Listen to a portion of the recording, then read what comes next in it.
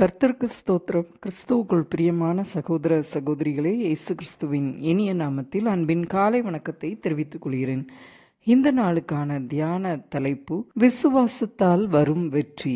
கிறிஸ்துவுக்குள் எப்பொழுதும் எங்களை வெற்றி சிறக்க பண்ணி எல்லா இடங்களிலேயும் எங்களை கொண்டு அவரை அறிகிற அறிவின் வாசனையை வெளிப்படுத்துகிற தேவனுக்கு ஸ்தோத்திரம். 2 கொரிந்தியர் 2:14. வட இந்தியாவில் தேவ பணி செய்து கொண்டிருந்தவர் பண்டிதர் ரமாபாய் அம்மையார். ஒரு சிறந்த விசுவாச வீராங்கனை. ஒவ்வொரு கிறிஸ்மஸ் பண்டிகையிலும் மற்றவர்களுக்கு எதையாவது கொடுத்து அதில் மகிழ்ச்சி காண்பவர் அவர். ஒருமுறை தனது பாதுகாப்பில் இருந்த 1700 பெண்களுக்கும் கிறிஸ்மஸ் தினத்தன்று புது புடவைகளும் வெகுமதியும் கொடுக்க விரும்பி ஒரு கடைக்காரனிடம் ஒப்பந்தமும் செய்து கொண்டாராம். குறிப்பிட்ட நாளில் பணம் கொடுக்காவிட்டால் அவை அனைத்தையும் திரும்ப பெற்று கொள்வான். பண்டிகை முன்தினம் வரை பணம் வந்து சேரவில்லை. ரமாபாய் அம்மையாரோ கொஞ்சமும் மனம் தளராமல் இறைவனை நோக்கி விசுவாசத்தோடு ஜெபித்து கொண்டே இருந்தாராம். யாவரும் வியக்கும் வண்ணம் அந்த நாளின் மாலை நேரமே பணம் வந்து சேர்ந்தது. கடைக்காரருக்கு பரம திருப்தி. ரமாபாய் அம்மையாருக்கும் தன் பிள்ளைகளோடு மகிழ்ச்சியாக கிறிஸ்மஸ் பண்டிகையை கொண்டாடினார்களாம்.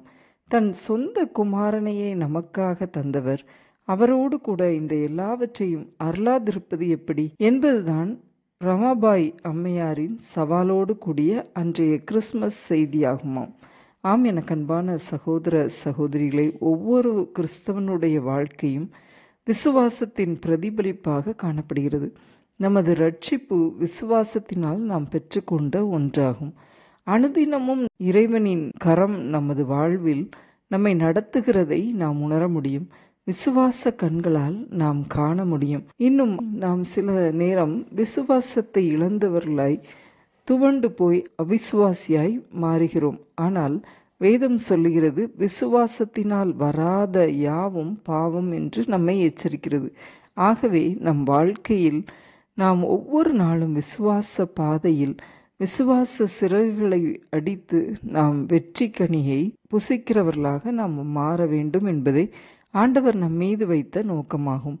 கிறிஸ்துவுக்குள் எப்பொழுதும் எங்களை வெற்றி சிறக்க பண்ணி எல்லா இடங்களிலேயும் எங்களை கொண்டு அவரை அறிகிற அறிவின் வாசனையை வெளிப்படுத்துகிற தேவனுக்கு ஸ்தோத்திரம் என்று பவுல் சொன்னது போல நாமும் நமது விசுவாசத்தினால் நாம் ஆண்டவரிடமிருந்து வெற்றிகளை பெற்று அந்த வாசனையை வெளிப்படுத்துகிறவர்களாய் நாம் வாழ வேண்டும் என்பதை கர்த்தர் நம் மீது வைத்த நோக்கமாகும். விசுவாசத்தினால் ஜெயம் பெறுவோம். ஜெபம். அன்பின் பிதாவே, இந்த அருமையான வேலைக்காக உமக்கு நன்றி செலுத்துகிறோம் அப்பா. ஆண்டவரே, உம்மை அறிகிற அறிவின் வாசனையை நாங்கள் வெளிப்படுத்துகிறவர்களால் விசுவாசத்தால் எல்லாவற்றையும் பெற்றுக்கொண்டு உமது நாமத்தை பறைசாற்ற எங்களுக்கு அனுகிரகம் செய்தரலும். அப்படிப்பட்ட கிருபையை இந்த நாளில் கொடுத்து விசுவாசத்தினால் நாங்கள் வெற்றி சிறக்க பண்ணுகிறவர்களாய் மாற கிருபை தாரும். மீட்பர் இயேசு கிறிஸ்துவின் மூலமாய் வேண்டிக் கொள்கிறோம் பரமபிதாவே. ஆமேன்.